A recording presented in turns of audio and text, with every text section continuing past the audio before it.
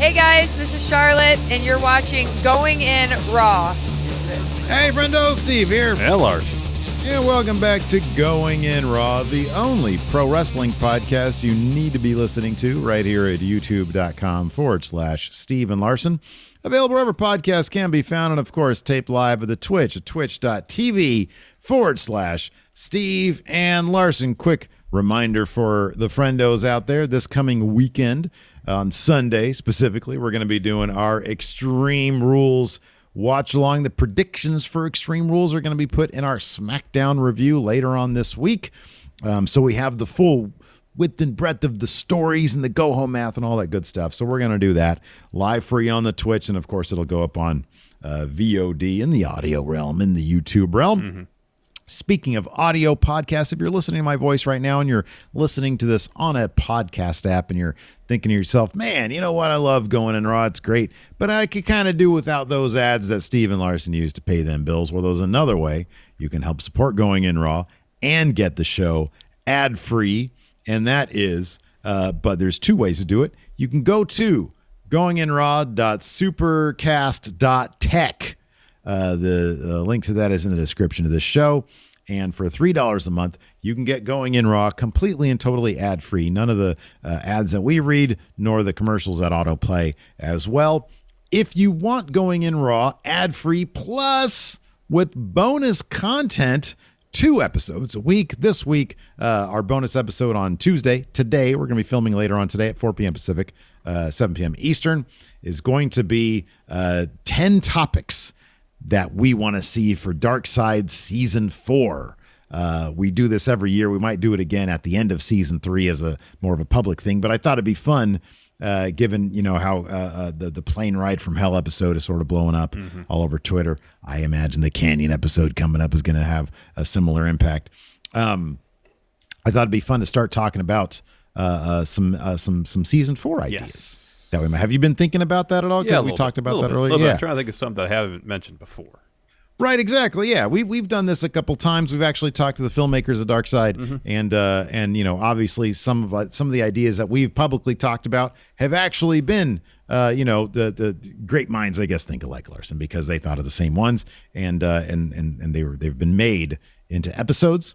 But yeah, it's sort of challenging now to keep on coming up with ideas. I thought it'd be good to get a start on that. So we're going to do that exclusive for Friendo Club TV members. And of course, later on this week, The Numbers Don't Lie. We're going to be taking a look at that creepy little bastard, Christian, for The Numbers Don't Lie. So that should be a lot of fun too. And you can get that at patreon.com/Steve and Larson.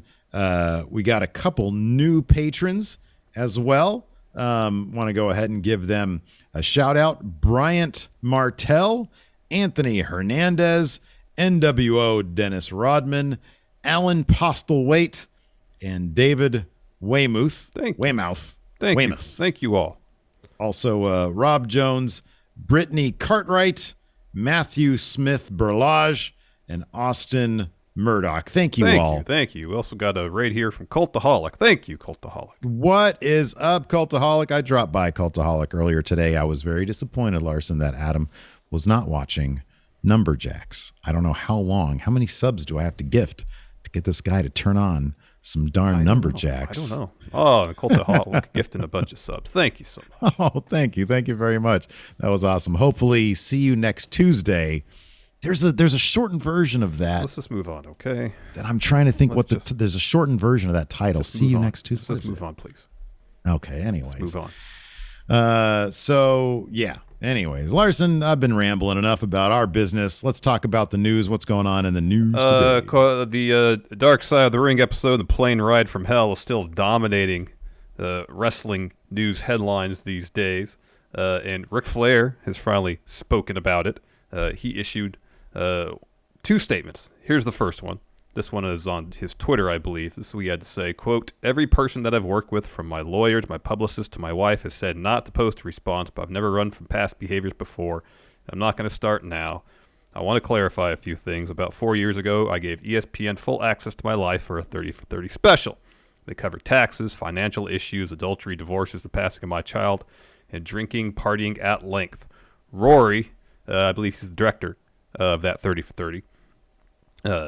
Desperate to bat for another 15 minutes, did an interview about it this morning.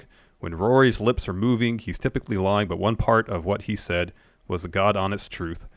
This is Flair quoting Rory. Quote, "I've never heard that he forced someone to touch his genitals," Karp admitted. "Everything with Rick that was construed as negative, I tried to address in the 30 for 30. His drinking, his philandering, his adultery, his money problems. There's quite a bit, but never, at least in the people that I spoke to, no one ever brought up that he would force himself on somebody." Flair continues, "I allowed my personal life and the lives of my wife and children to be turned upside down for one reason, whether it's good or bad. Even the really bad, the truth has to matter, even in wrestling. My issues have been well documented over my 40-plus year career. The impact of drinking too much, which nearly killed me 5 years ago, has been told time and time and time again. The reason Rory, or anyone else for that matter, never heard stories of me forcing myself on anyone is simple. It never happened."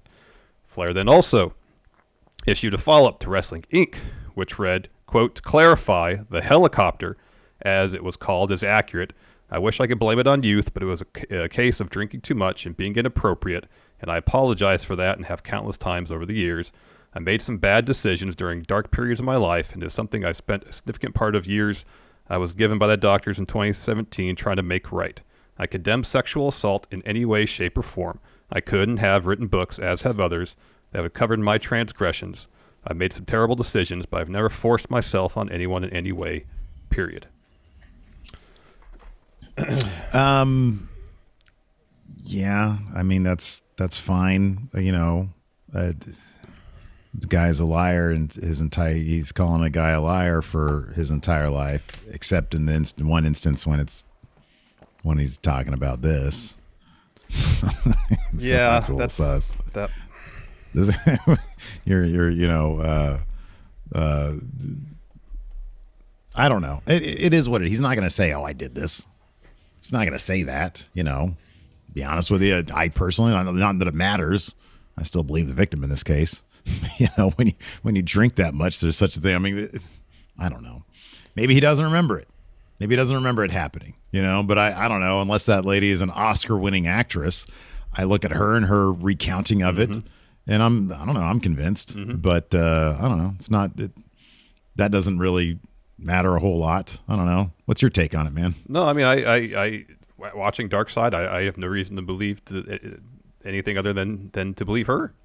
Yeah. You know? Yeah. Yeah.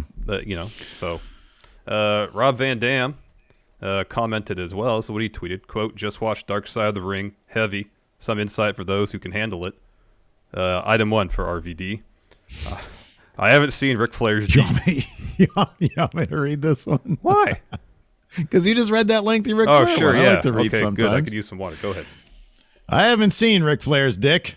My comment about fans My comment about fans shouldn't see him doing the helicopter was a response to Darkseid telling me that's what they were told. They shouldn't. I don't want to see it either. Number 2, I said trying to make her touch him, referring to his body crowding her space and her backing up like bad breath was in her face. I thought maybe they were playing from seeing a similar scene at the hotel bar, but I wasn't interested in naked Rick. Still ain't. I tried to sleep. In response to a fan, this is separate. In response to a fan's question about whether he saw Flair force flight attendant Heidi Doyle to touch him, as alleged in Dark Side of the Ring, RVD responded, "I can confirm I didn't see that, and I didn't say that. Creative editing will have people hearing it different ways." Side note as well, WWE has removed Flair's "woo" from the Then Now Forever pre-roll that preceded Raw last night, according to one of our eagle-eyed Twitch chatters here. Apparently, footage of Flair has been also replaced by the Ultimate Warrior, well known to be a paragon of virtue and purity. So I don't know. All that stuff is out there now. Y'all can decide however you're going to decide. I don't think Steve and Larson are going to convince you one way or another as to what or who to believe in any certain circumstance.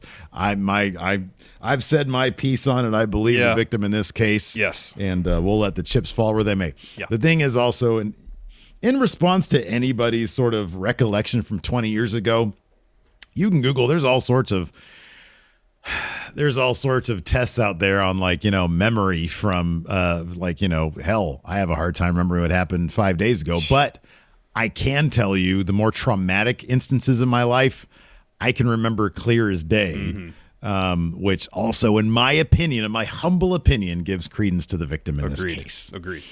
I mean, it's funny. We were talking about, when we were talking about the AEW Owen Hart thing. Yes. I remember clear as day, you, me, and Jeff coming home, getting on AOL to look at the results. My girlfriend at the time, Amber, was recording it because she had one of those cable black box things, so she just got all those pay-per-views.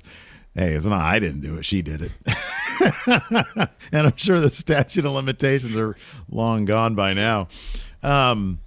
So I remember that stuff. I remember certain things clear as day, the more traumatic incidents in my life. And that's one thing that memory actually does pretty well, is it records that stuff pretty well. So, who do I believe? Somebody who obviously has a ton to lose in coming forward, Heidi Doyle, who was obviously traumatized by this incident, or Ric Flair, who clearly had an issue drinking and waving his dick at people 20 years ago. I think I know who I'm going to believe in this situation, but that's just Steve. That's just me. I'm with you. But Steven Larson. All right, there you go. I'm with you. But by all means, don't take our word for it. Make your own decisions. All right, you want to talk about Raw? I thought Raw was pretty damn good, Larson. It was pretty good. I thought it was a really fun show. I thought that, I don't know what it portends in terms of, honestly, Raw felt like a mini pay-per-view last night. Parts of it did, yeah. Right. I thought that the Jeff Hardy Sheamus match was good. There was a bunch of good wrestling on there. I thought some of the Randy Orton AJ stuff was actually really good. I was looking through your notes to see if I missed anything. Were there any actual interviews last night? Like backstage interviews? Backstage interviews. I thought there was, maybe not. Because I'm looking through your notes. I looked through my notes, and I was like, look, I know I tend to fast forward through commercials. Sometimes I miss stuff. Look like it. No, it doesn't look like it. And I thought that the show breathed a lot better.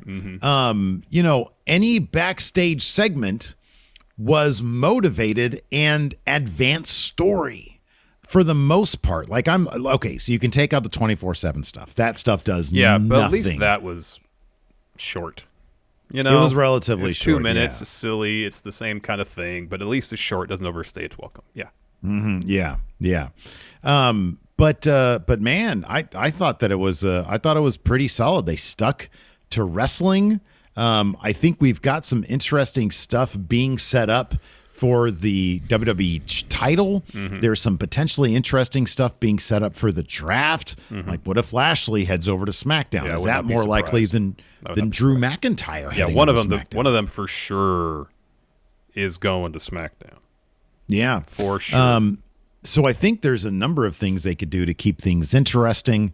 I really liked it last night. I thought it was good. I thought by and large it's pretty good. I thought only one segment kind of overstayed its welcome. I thought it could have been made a bit more efficient. That was Alexa's Playground. I felt like that was a bit long. I thought the content was good.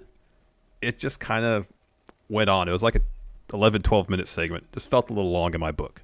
It was like 30% too long, maybe. I agree with you. I thought that it was going to stop at a certain place, and then it just sort of kept on going. Yeah. But I thought, I agree with you. It was a lot better than I thought it was going to be, because Alexa, instead of sort of being, that sort of watered down Bray Wyatt person who talks a lot but doesn't say much, she actually said a lot in this, and they gave some sort of concrete motivation for her beef with Charlotte. I felt like over the last 3-4 weeks especially, she's done Bliss, that is, has done a pretty good job of making this character her own and not just like her version of Bray Wyatt, it's evolved since, what it was initially into its own thing. And I think from a performance aspect, I think she's been doing a pretty good job with it for the last 3-4 weeks. Now, the creative behind it hasn't always been top notch, but I thought last night, a bit long, but the actual content involved I thought was solid. Yeah. Hold on, before we get into the beat by beat, there's one thing I need to point out here that irritated me a little bit. This tag match that opened the show, great. 1,000% should have ended a DQ. The ref saw everything Lashley did ringside. It should have ended a DQ. If Rhea Ripley lightly bouncing the hood of the announce table off Charlotte's head was a DQ, this should have 1,000% been a DQ. Ref was staring right at it. Why that wasn't a DQ, I don't know. I know the rule book is a sketch pad as they released it. You can only take referee's discretion so far. By the book, that's a disqualification. I know you don't get the finish that you want, but nonetheless, it should have been a DQ. I don't disagree. Maybe you could just think, oh, the ref might have been confused. He's like, triple threats. Those are no DQ. Fatal four-ways, I imagine those are no DQs. You toss the 6 dudes in there. Is there DQs? Is there no DQs? This is a hot match. Do I stop this because Lashley's out here? Do I just let it ride? Is it affecting what's going on in the ring? I feel you. I do. We've seen DQs in tag matches for way less. I know. In this case, I know. I can't disagree with what you're saying. You can rebook it a certain way. It's just unfortunately with WWE, they do play fast and loose, way too fast and loose with their rules. Again, it's a minor thing, but if you have rules you've established for this universe that you have created, the one thing I ask is that you be consistent with those rules. Yeah, but they don't like doing that. I know they don't. They just treat rules, as a suggestion that if it benefits what they want to do, then they'll employ them. If not, they disregard them. I understand that. Mm-hmm. That's one of the problems with WB Creative. It's like, okay, here's this universe you want to build. I understand there's the element of kayfabe. I understand going into this, I have to suspend my disbelief and buy into the illusion of what I'm seeing here to a certain degree, at least for my entertainment, is real.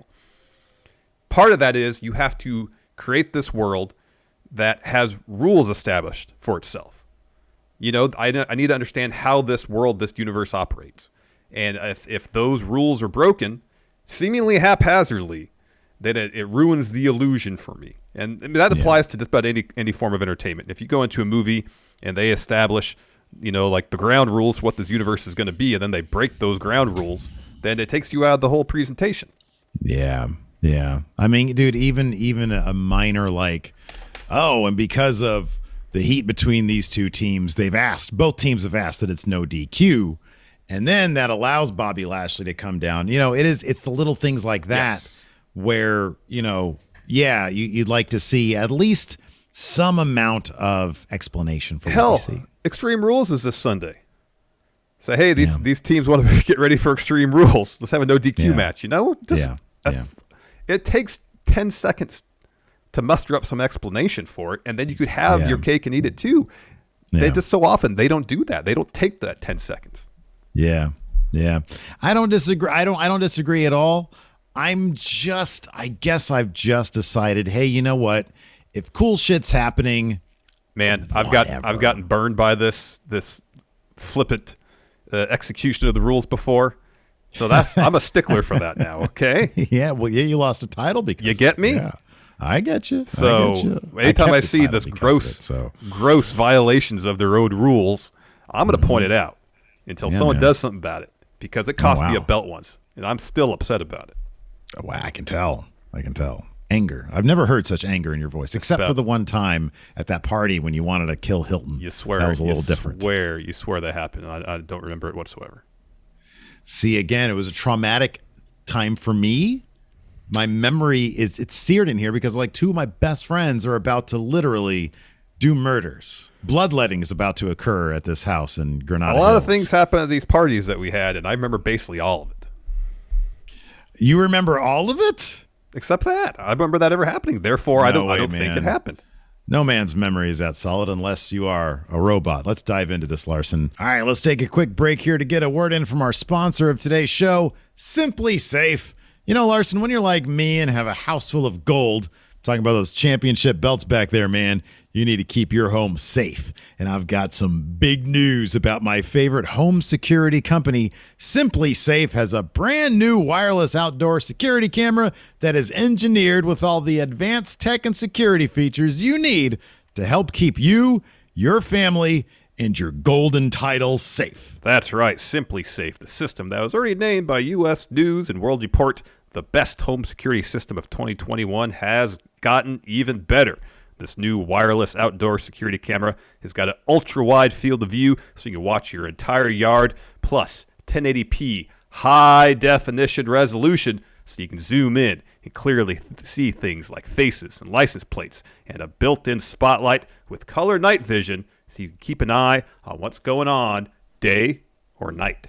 Yeah, man, and the camera integrates with your Simply Safe home security system, meaning your protection extends outside. Together, it means every door, window, and room are protected. And now your property, including these championship belts I got over here from being a predictions champion, will be protected too. To learn more about the exciting new Simply Safe wireless outdoor security camera, visit simplysafe.com/raw. What's more, Simply Safe is celebrating this new camera by offering 20% off your entire new system and your first month of monitoring service free when you enroll in interactive monitoring. Again, that's simplysafe.com/raw. Big E kicked things off. Him and the New Day came down with a really great promo. If I can get to my notes here, which for whatever reason, I don't know. So he gets to the ring. The fans are cheering. You deserve it. He says today isn't November 25th. Oh, here they are. I found them. But he's there to give thanks to all who chanted New Day rocks, and even those who once chanted New Day sucks. He's thankful for everyone who supported him as he won Money in the Bank, and he is beyond grateful for all who lost their minds when he won the title. Says he's grateful for everyone below the heavens and one incredible friend above. It's a really touching moment. Crowd starts chanting Brody. You can see Big E get really emotional. He says, but tonight they got to cut the celebration short because they got business with the Usos and Roman Reigns. But Raw is their show, and tonight they send the Bloodline packing, and you know why? Because New Day rocks. Crowd starts chanting. I know. I loved the Brody stuff, man. That was so nice. Me too. The fact that the crowd picked up on it, it was also real. It was. I really loved it. I thought it was great. So then we got the New Day versus the Bloodline. This is just really, really fun stuff. These guys got terrific chemistry. Mm-hmm. Roman and Big E kept away from each other until Kofi and Jay, or Jimmy, I forget which one, get them to tag in. They come in. Crowd goes pretty wild for that. Really good crowd last night, too. Yeah. They start, because they were giving good stuff. They were trading blows. Big E sort of gets that first advantage, though, with two overheads and then a belly-to-belly suplex. Jay distracts. Roman hits a rock bottom for two. That was awesome. They referred to it as an Ernagi, which it is, but still it was delivered in rock bottom fashion. It was. Roman goes for a Superman punch. Big E's able to counter that with a belly-to-belly, a big splash. Big E tags in Xavier Woods, throws Kofi out to take out the Usos. Roman hits a Superman punch on Big E, sending him out. Xavier Woods tries for a DDT, but hits a super kick for two. Lashley comes down, spears Big E, sends Kofi into a post, sends the Usos into the steel steps. All this distracts Xavier Woods, who turns around, eats a spear from Roman Reigns, 4-3 and the win. After the match, really soon after Roman starts celebrating, Bobby hits a spear on Roman Reigns. Another one on Big E through the barricade, takes him out. So wildly fun open to Raw, which lasted like the first 30 minutes of the episode. Still should have been a DQ to finish that. You could have had all that and it still ended the DQ. Anyways, so after the commercial, Bobby Lashley walks into Adam Pearce, Sonya Deville's office. He says, I'm not done with Big E. He came, cashing on me when I was hurt. Then he goes to SmackDown, causes trouble, comes back, New Day reunion. This show is all about me. I'm the real champion. Give me a match against Big E. I'll beat him every day. Give me a match against Roman Reigns. I'll beat him every day too. Put them together and I'll take them both out. This is the Almighty Era, and the Almighty Era never stops. I thought this was great. The booking on Lashley last night was fantastic. By the way, this should basically be the template for anybody who loses a championship on the next episode of whatever show you have. You can never go wrong with somebody being pissed off that they lost a championship and demands a rematch, wants some comeuppance or whatever. Yeah. Want some revenge. That should be always that sense of urgency. That's what really drove Raw last night. Yes. Was so much of it was a sense of urgency. Yes. After that, we have RK Bro in the locker room. Riddle is asked what Randy thinks about the matching headphones that they've got now. He says, hey, I made you a special playlist on Spotify for your match. And he says, Radio going in wrong. Maybe. And Riddle thinks Orton needs one of his motivational speeches. He says, you're a Viper, you're Randy Orton, Skipper. Of course, this AJ Styles doesn't stand a chance. He asks Orton, hey, what would my spirit animal be? Maybe it'd be a mongoose. And he starts talking about a scene like going on a safari with his family. And I'm pretty sure it's just a scene from Lion King. Anyways, Orton interrupts, asks if he's confusing his life with a movie. Riddle says no. He says he really remembers a lion being pushed off a cliff by hyenas. Mm-hmm. Steve Hyena. Orton suggests Riddle during the match tonight, keeps the Moss busy while he breaks a few of AJ's ribs. Orton says the headphones are pretty cool, though. And then Riddle puts his on and starts singing Randy's theme. And then Randy breaks. Yeah. I mean, this is all about trying to make Orton laugh. That's the entire thing, and it's honestly, it's pretty great. After that, we had Eva Marie versus Doudrop. That match was preceded by Eva Marie getting on the mic, tries to body shame Doudrop, calls her a mess, says girls like you can never beat women like me. Try as she may, Eva Marie couldn't really run away from Doudrop too much. Like she tried a lot when the bell rang. Doudrop rushed Eva Marie. The chase was on. She was chasing her all over the place. Eventually, she gets in. Doudrop grabs her. Eva Marie tries to rake the eyes, hits some forearms, jumps at Doudrop, gets caught. Doudrop slams her down, hits a splash, and then her finish, 4-3, and the win. So as soon as action started, really, this match was done within moments. Backstage, Big E. This was great. Again, this is what you want from Big Urgency. E. He doesn't have to lose the personality. He doesn't have to lose the comedic stuff as long as we get to see intensity when the situation demands it. Backstage, Big E demands to get both Bobby and Roman tonight. Says, make it happen. He's not messing around. Yeah. After that, we're about to have AJ Styles versus Orton, but after their entrances, so they're just standing out there, or at least Orton's standing out there forever. Yeah. Heyman goes backstage. He's yelling at Pearce and Sonya, and Sonya says, listen, she sort of calms everybody down because they're just yelling at each other. Says, Roman, Bobby, Big E, triple threat, tonight's main event. You could tell the tribal chief it's official. Mm-hmm, mm-hmm. And then we have Randall Keith Orton versus AJ Styles. This was a fun match early on. Orton goes for a quick RKO. AJ escapes that. Eventually, AJ starts working Randy's leg. And then Randy's trying to hit, he looks for a draping DDT a couple times, misses. So AJ's set up for a Styles clash. Instead, Orton picks him up, maybe for an Alabama slam or something. AJ counters that with a sunset flip for a roll-up. Instead, Orton just sits on him, gets the 2. AJ hits Orton with a forearm, follows with a lion salt, something we haven't seen from him fairly often. Gets a 2 there. So AJ set up for a phenomenal forearm. Instead, he gets distracted by Riddle ringside, tries to kick him, misses, again, goes for the phenomenal forearm. And as he's about to springboard, Orton is about to counter with an RKO, so AJ puts the brakes on. They point at each other. That was great. I love that moment. It's just two guys who know each other so well, exactly. And they're like, whoa, God, we almost caught each other. That's the sequence where they've referenced several times. Yeah. Basically every time they have a match, they reference that stuff. So instead, AJ ends up eating a draping DDT, and Orton follows with an RKO to get the win. Fun match. Yep. After that, another fun match, Nia Jax versus Shayna Baszler. And it was obvious the intention of this match was to reboot Shayna Baszler back to where she was when she first showed up from NXT. At the start of the match, a lot of good character stuff. Nia saying, hey, I'm the power of this group. I'm where the power lies.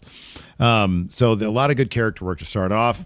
Nia sort of, using her power early, but Shayna just doing a methodical job, chopping her down, strikes, a lot of great knee strikes. Yeah. So sort of chops Nia down. So Nia just sort of, she ends up on her knees. So Shayna uses a couple of really strong knee strikes, gets her back, chokes her out. Nia passes out. After the match, Shayna kicks Nia out of the ring. You could tell Shayna's just doing really good, just performance stuff here. She puts Nia's hand in the steel steps. And she backs up, and she's really thinking about this. Do I want to do this? Do I want to do it? Then she commits to it. She stomps the crap out of her hand.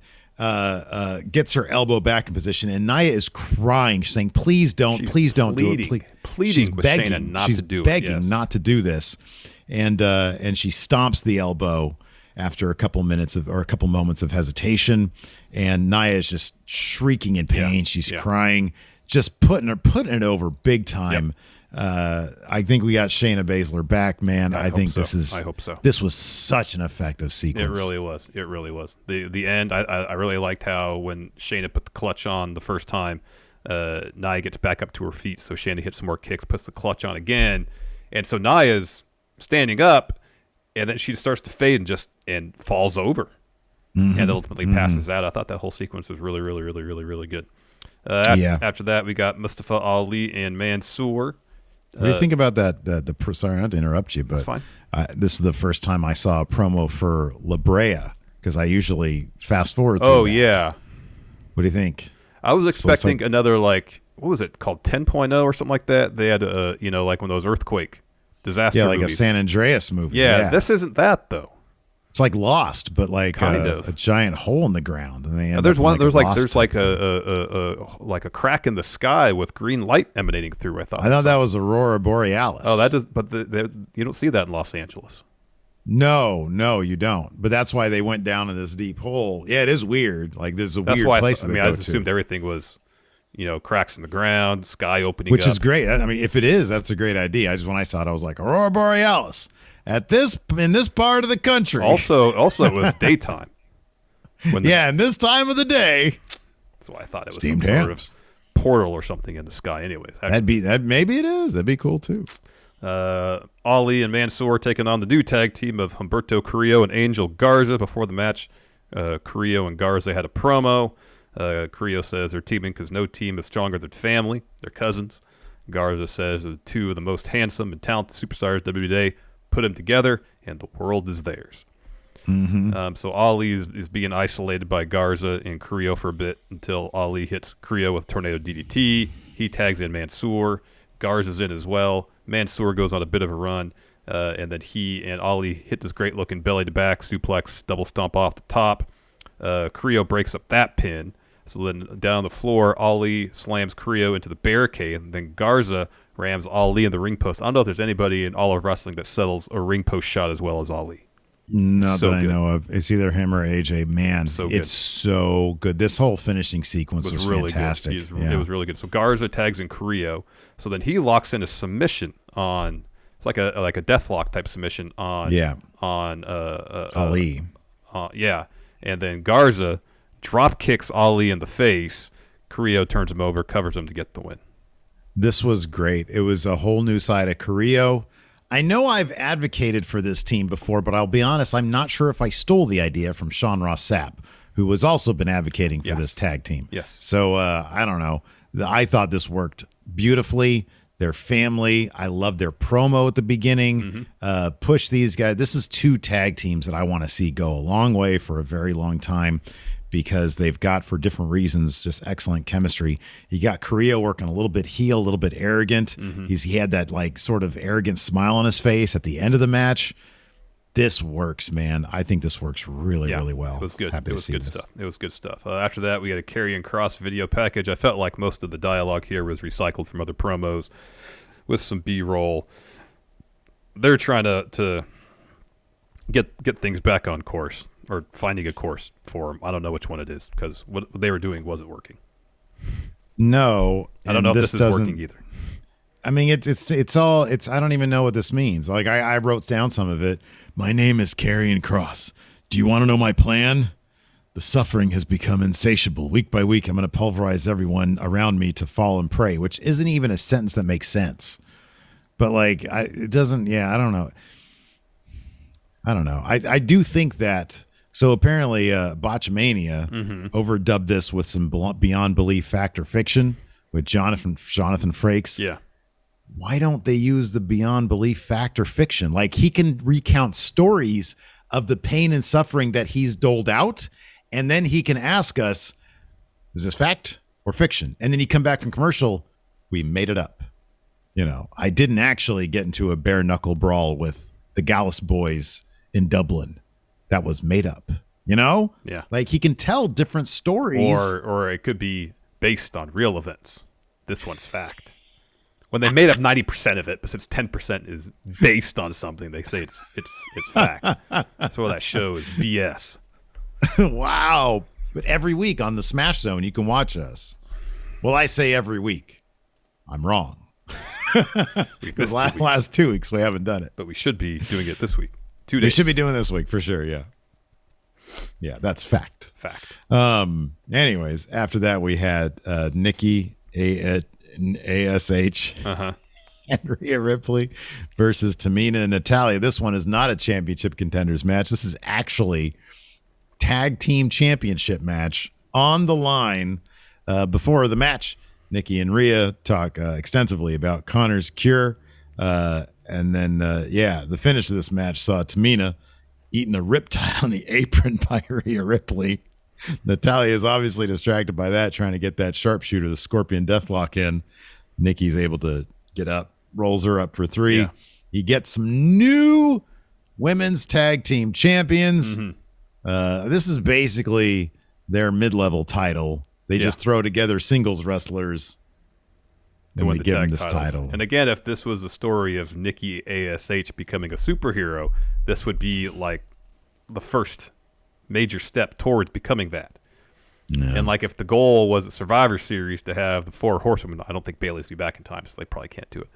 But if they're going to have like a Survivor Series type match with the 4 horsewomen, then you got Nikki, you got Rhea, you got Bianca, maybe Alexa, teaming up to take on the heel horsewoman.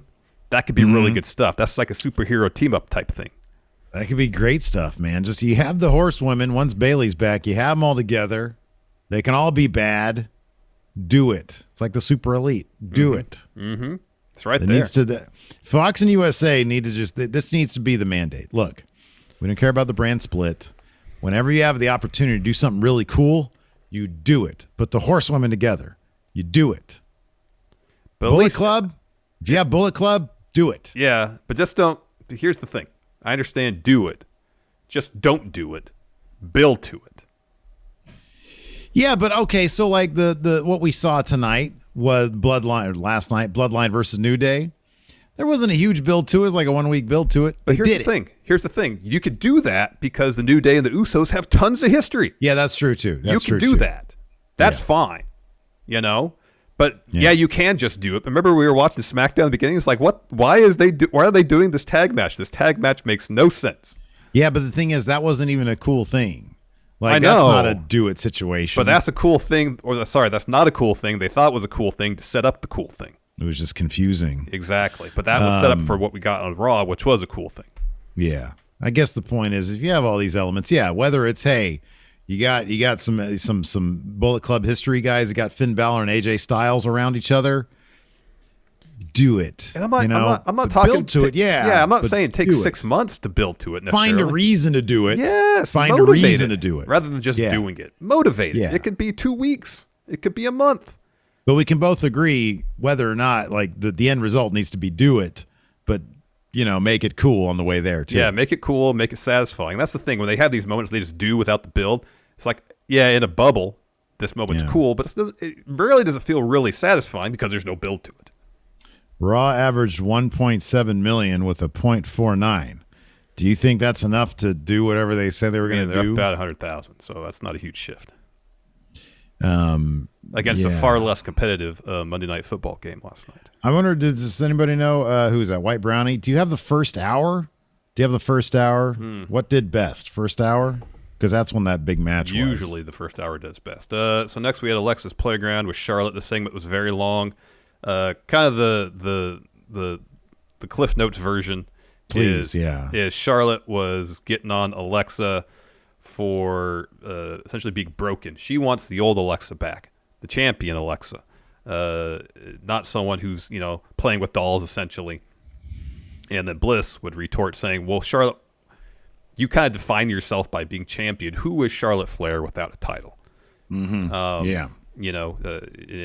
And she's calling out Charlotte on her own insecurities, and that she's absolutely terrified of losing that title because how would she stay relevant if she's not champion? So, and then it kind of culminates. Bliss says, "I didn't give you Charlie to play mind games. It was a pity gift."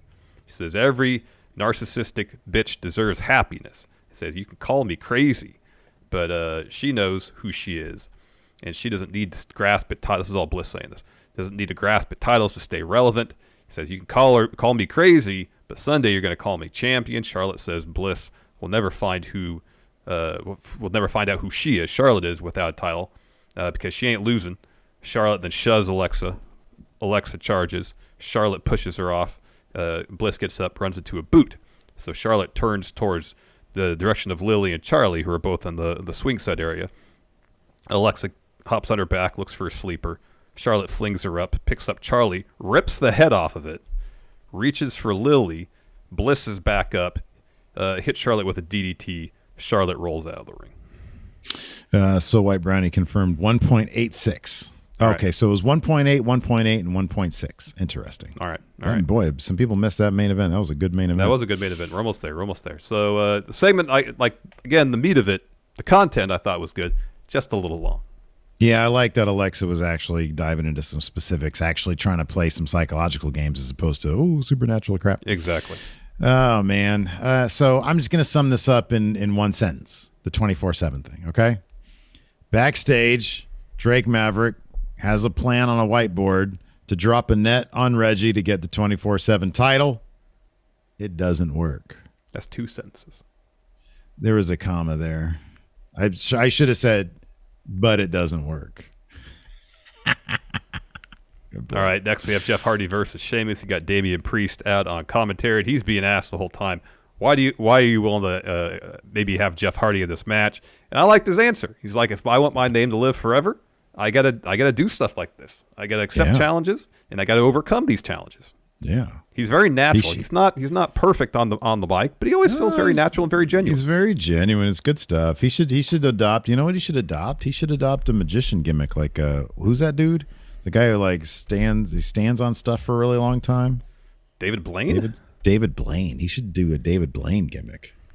Because I mean, if you want your name at a certain point, he wins titles. How is your name gonna live on forever? Trick people who are shopping at the mall that he's levitating. Is that what you're advocating? Yeah, man, that shit's pretty mind blowing. He's a mind freak. That's the other guy, Chris Angel. Mm-hmm. He should be a mix of Blaine and Chris Angel. I think the vampire gimmick's better. I'm gonna go sit in water for a really long time. Didn't David Blaine do that once? I think he was frozen in ice. Oh shit! If I remember correctly.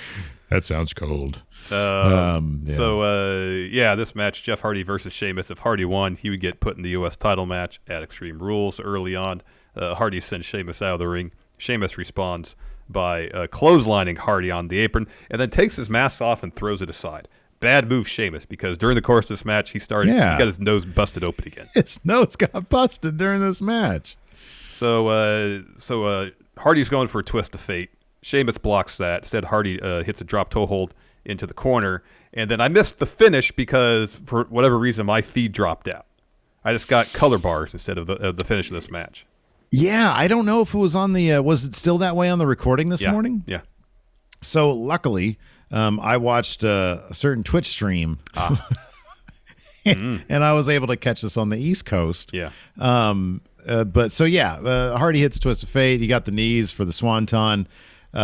Sheamus goes for a white noise, and Jeff Hardy's just able to roll him up for 3. Gotcha.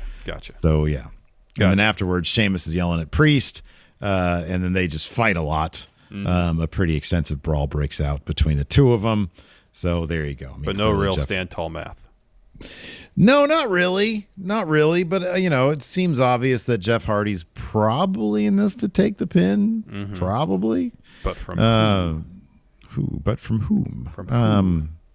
Yeah, Priest. The Priest is going to keep it. It's Extreme Rules. He's not going to lose his title. Unless they're going to send Priest over to SmackDown. That'd be weird. He just got this thing. I know. Anyways. Then we had our main event. It was, could you imagine this whole thing? No interviews, man. It's good. And it was awesome. I mean, I'm telling you, the less talking on a wrestling program, the better. Every segment should be motivated. It should be If you're gonna do an interview, there should be a challenge involved, or some revelation. Yeah, far too often these backstage interviews or promos are just a lot of trash talking that doesn't really advance anything. No, it doesn't. They almost never do. And if you're not going to advance anything by doing a talking bit, just don't do a talking bit. The worst is the interviews that are just recaps. I know. Tell us what you're thinking. Well, this is what happened. Anyways, this match was absolutely killer. It's fun. It was a great spot where Big E didn't stack Lashley and Roman, but he kind of did. He shoved them side by side so that he could hit his big splash on them. At a certain point, Lashley puts Big E through the announce table. Yeah. Roman hits Superman punch when Lashley gets back in. He eats a spear from Lashley. Big E is able to come to enough to break that pin up. There's all sorts of great false finishes here. Lashley then tries to get Big E in the hurt lock. He's almost able to get there. He's almost able to lock it in. Roman hits a Superman punch. Then Big E hits a spear on Roman through the ropes. Big E gets that big ending on Reigns. And, man, you think that might be it? Nope. Lashley comes in with a chair and just starts completely annihilating Big E. He destroys this chair over Big E. Just a ton of chair shots. And, he's in that bloodlust there. Turns around, eats a spear from Reigns. So Reigns picks up the win there for 3. Yeah. Great match. But just a killer. Just big men slapping meat. Yeah. Match. Yeah. Great stuff. Great stuff. Yeah, it has me intrigued about what's going to happen at Survivor Series this year. Yeah, no, absolutely. I mean, there's any number of ways they can go with this. You know what they should do? This is what they should do. Tonight on 2.0, Lashley shows up, challenges Ciampa for the title, beats Ciampa for the title, securing his ticket for a triple threat brand versus brand match. Wow. See, you have cool stuff to do. Do it. Do it. That'd be pretty cool. Set it up. And then have Braun Breaker take that title off Lashley after Survivor Series. That's not cool stuff. No, it should be Von Wagner. There you go. You want to answer a couple questions here, yeah? Or Tony D'Angelo. Hold on a second. Do we have? So now that I mention it, yeah, load up some questions. I'm going to see if there's an NXT preview for tonight. There should be. Let's While you do see. that, Jeffrey, gifting some subs. Thank you so much, Jeffrey. So you got some questions here. Let's see here. No NXT NXT here we preview? go. Here we go. NXT 2.0. Oh, shoot. That's just an ad for tonight. Here, Tonight, do NXT questions. 2.0 continues to usher in a new era. Do questions. I'll go to NXT's Twitter. If it's not on .com, usually it's on their Twitter. Oh, Kushida Yeah. and Roderick Strong's tonight Okay, yeah. for the Cruiserweight title. Yeah, that previews a whole lot of nothing. Is that the only thing announced so far? It's probably being rewritten several times over. Probably right, Currently. man. Let's see here. Yeah, that's it. That's the only thing announced so far. Mr. Sinister here on the Patreon says, I already got that one. Oh, here we go. That's a good one. NWO Dennis Rodman says, how would you guys book Pete Dunne on Raw? What title should he go after? And who would he be in a tag team with? He says, personally, he'd love to see, and I agree with this, British Strong Style versus the Bloodline. Oh, that'd be great. You know, it'd be interesting. Pete Dunne comes back. Who was his former tag team partner, Steve, on Raw? Bro. Yeah. That's good. I like that. That could be some interesting stuff. Then you get potentially Pete Dunne versus Randy Orton. Mm-hmm. I wouldn't be upset about that. Wouldn't be upset with that. I think that's a good one there. Let's see here. Blake Whitehouse. Who's more likely to win a world title again first? AJ Styles or Seth Rollins? I feel like right now it's Seth. You think he has a better chance against Roman than AJ does against Big E? I'm not necessarily looking at it in terms of who the potential opponents could be because things can move around the draft. I just think in terms of the momentum of their individual characters, I feel like right now Seth has a lot of momentum. AJ is seemingly firmly kind of, I know it could change quickly, kind of in the tag division still. And when that's over, I'm sure he's got to go through a story of him and Amos splitting up. I feel like he's wrapped up in stories potentially for a while that's going to keep him out of the main title picture. Whereas Seth, I don't know if he'd win it, but he could pretty much at any moment just be Roman's next opponent, you know? Yeah, if Seth Rollins was on Raw, I feel like he'd be a good shot to win that WWE title. If Roman wasn't so dominant. But, with Seth, maybe. Yeah, I think you're probably right about that. Anthony R., which NXT superstar upon debut to the main roster gets the all-time gimmick as the Attraction? The Attraction, Tony D'Angelo. The Attraction, Braun Breaker. That sounds right. Yeah. The Attraction, Von Wagner. White Brownie, with the last two Raws being pretty good, how should WWE keep the ball rolling for them at Extreme Rules? Let's give us a couple surprises. Just something. Evidently, all you need is kill interviews. No more interviews. That goes a long way. Don't do interviews, and you'll have a killer show. Yeah, you have a better show because all the wrestlers are pretty darn good. You put them in the ring, give them time, they can put on good matches. Yep. Have stories involved with either personal or professional stakes. That's a recipe for a compelling wrestling program right there. Rich says, so with Extreme Rules being Sunday, and as of this writing, we have 0 matches with extreme stipulations. So, as of now, though, Roman, Demon Balor versus Roman. Is a Extreme no DQ Rules match. Yes. Yeah. That's correct. Let's see. What else is on the card? Alex Foster says, am I the only one who wanted Bloodline versus New Day in the main event, only for a reformed Hurt Business to lay them out? That'd be pretty cool. That would be pretty cool. That'd be pretty cool. I wouldn't have been opposed to that. Bear winning. What should Carrillo and Garza's tag team name be? He says, I personally like Humberto Garza because that's both their shoot names. Is that real? Is that true? Humberto Carrillo's name and Angel Garza's name is Humberto Garza? Yeah. Angel Garza's real first name is Humberto. Wow. That's crazy. Yeah, then that's what their name should be. Wow. Humberto Garza. It should be Los Humbertos Garza. Diehard Homer says, if it wasn't Big E and Roman at Survivor Series, what if it's New Day versus Bloodline versus New Hurt Business? That could be cool. What a great idea. That's a really cool idea. That is a good idea. Kelly AFU with some bits says, if Church of Friendos is the new NWO, they just keep adding members. Who's joining next? So, of course, it's us. It's Church of Joshi. It's Luke and Sully. Lovely boys. Who's next? Look, man, and I say this in the most complimentary way possible without referencing outside shenanigans. We need a Hulk Hogan. And there's one name that I can think of to be our Hulk Hogan, and his name is Sean Ross Sapp. Wow. That would be interesting. That would be right.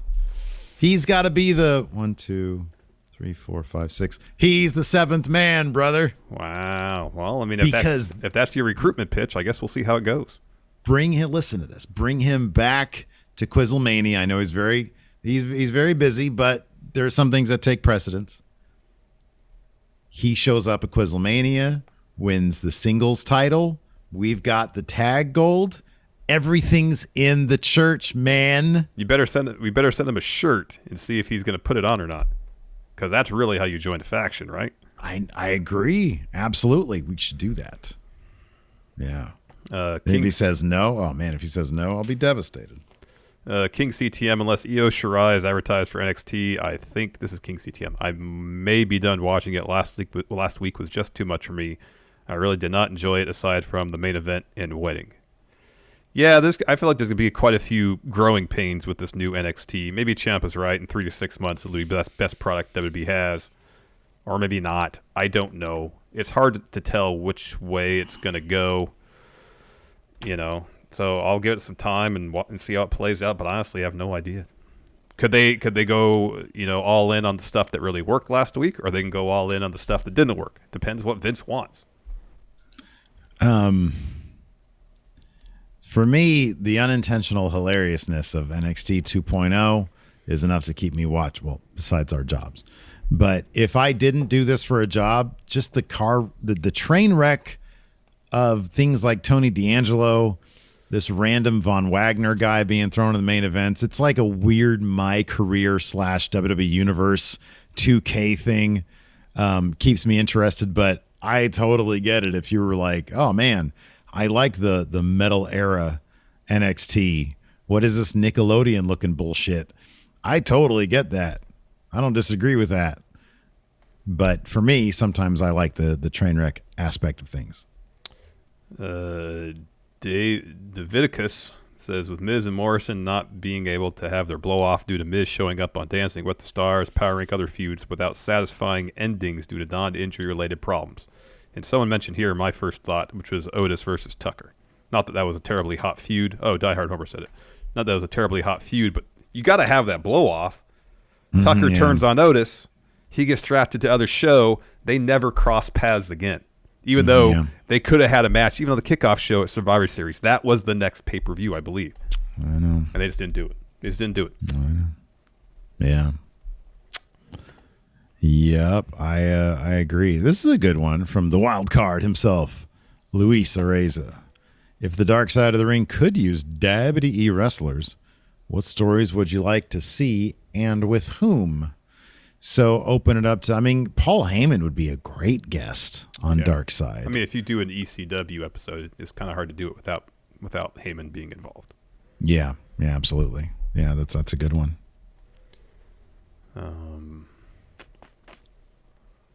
Jimmy Thomas says, no, the Hogan is Hollywood Denise Salcedo. Look, man, no disrespect meant to Denise. I think she's terrific. But, like, Sean is a multiple-time Quizlemania champion. Like, he'd be the Hogan. And I just say that from the point of view of dominance and name value, name recognition. We bring him in, we would just run the place. It'd be great. So, anyways, something to consider. That's going to do it for us. Thanks, everybody, for tuning in. We appreciate it. Twitch chat, stick around. Till next time, we'll talk to you later. Goodbye.